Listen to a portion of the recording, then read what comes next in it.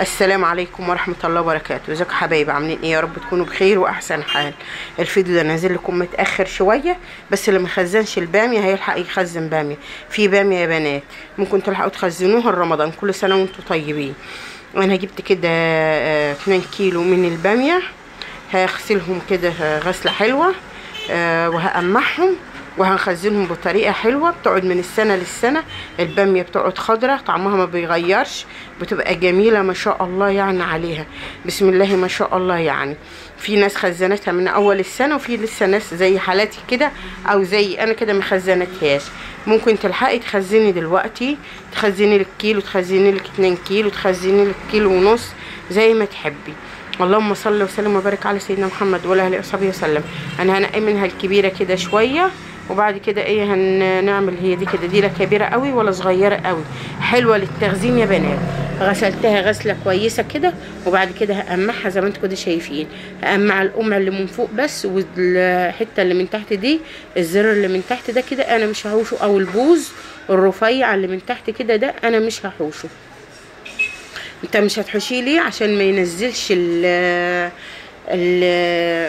لما المزلقانه اللي فيه. احنا مش لما بنيجي كده نغسل الباميه بعد ما بنقمعها بيبقى فيها كده زي تبقى مزلقه؟ لا، دي كده انا بحوش اقمعها قميع، ما بجبهاش يا بنات، بجمعها البوز ده كده اللي من فوق او الجمع بتاعها كده زي ما كده شايفين، قميح كده بس يا بنات، عشان ايه؟ ما تمزلقش منك. والقمع اللي من تحت ده انا ما بعملوش. بعد كده بخلي الميه تغلي يا بنات. بعد ما بتغلي الميه بنزل بعصرة ليمونه حلوه، بعد كده بنزل بالباميه، اقلبها كده تقلبتين في الميه، وابقى محضره ميه بتلج.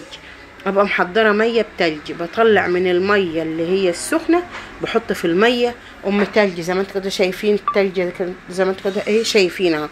اللهم صل وسلم وبارك على سيدنا محمد.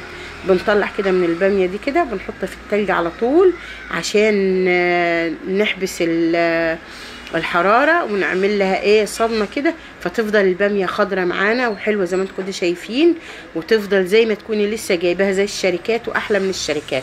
لو وصلنا لحد هنا كده يا بنات من الفيديو، ما تنسوناش بلايك واشتراك في القناه، تنورونا وتكترونا. بصوا يا بنات الباميه خضره وحلوه ازاي. الباميه كده هي لسه دافيه.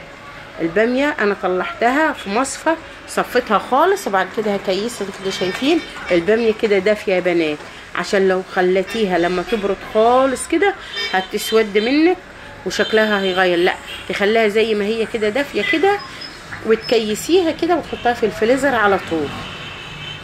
اللهم صل وسلم وبارك على سيدنا محمد. احلى من بتاعه الشركات بكتير قوي قوي قوي. بخزنها على طول يا بنات بالطريقه دي، بتقعد من السنه للسنه، تبقى جميله جدا جدا. بس يا بنات هنعملهم كده رمضان. كل سنه وانتم طيبين. اللهم بلغنا رمضان لا فاقدين ولا مفقودين، اللهم امين. وكل سنه وانتم طيبين. اللي ما يلحقش يفرز الباميه يلحق يفرزها. والسلام عليكم.